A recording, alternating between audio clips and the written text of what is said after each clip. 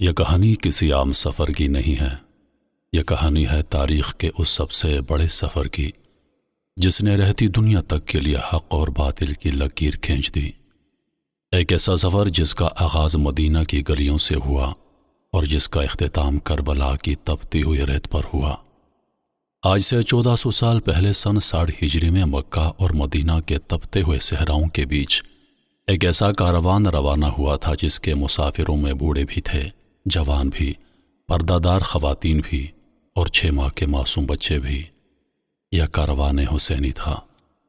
عام طور پر جب ہم کربلا کا ذکر سنتے ہیں تو ہمارا ذہن سیدھا 10ویں محرم کے میدان جنگ کی طرف چلا جاتا ہے، لیکن بہت کم لوگ جانتے ہیں کہ اس جنگ سے پہلے مکہ سے کربلا تک کا وہ سفر کیسا تھا۔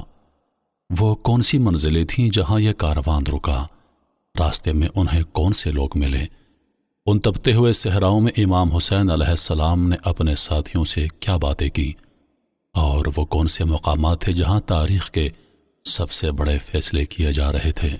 مدینہ سے مکہ اور مکہ سے کربلا تک کا یہ سفر کوئی اتفاقی سفر نہیں تھا، بلکہ یہ ایک سوچی سمجھی منزل کی طرف بڑھتا ہوا وہ راستہ تھا جہاں ہر قدم پر قربانی کی ایک نئی داستان لکھی جا رہی تھی۔ آئیے تاریخ کے اوراق کو پلٹتے ہیں اور وقت کے دھندلکے میں پیچھے جا کر اس عظیم کاروان کے ساتھ خود بھی سفر کرتے ہیں۔ ایک ایسا سفر جس کی ہر منزل اپنے اندر ایک راز، ایک درد اور ایک پیغام چھپائے ہوئے ہے۔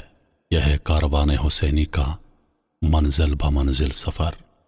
سن 60 ہجری کا سال تھا جب پورے عالم اسلام میں ایک خاموش بے چینی پھیلی ہوئی تھی۔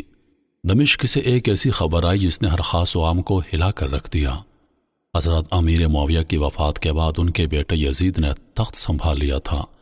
یہ تاریخ کا وہ موڑ تھا جہاں ملوکیت کا آغاز ہو رہا تھا، لیکن یزید کے لیے اپنی حکومت کو قانونی شکل دینے کے لیے ایک ایسی مہر کی ضرورت تھی جو صرف خاندان رسول ہی لگا سکتا تھا۔ اسی مقصد کے لیے دمشق سے قاصد پوری رفتار کے ساتھ مدینہ کی طرف روانہ ہوا۔ اس کے پاس یزید کا ایک خط تھا جو مدینہ کے گورنر ولید بن عتبہ کے نام تھا۔ خط کا مضمون مختصر تھا مگر انتہائی خوفناک تھا۔ حسین بن علی، عبداللہ بن عمر اور عبداللہ بن زبیر سے زبردستی بیعت لو۔ اگر وہ انکار کر دیں تو ان کے سر قلم کر کے میرے پاس بھیج دو۔ رات کا آخری پہر تھا جب یہ خط ولید کو ملا۔ ولید گھبرا گیا۔ وہ جانتا تھا کہ حسین بن علی کا مقام کیا ہے اور ان سے بیعت کا مطالبہ کرنے کا مطلب کیا ہو سکتا ہے۔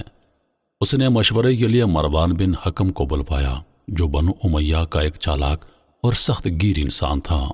مروان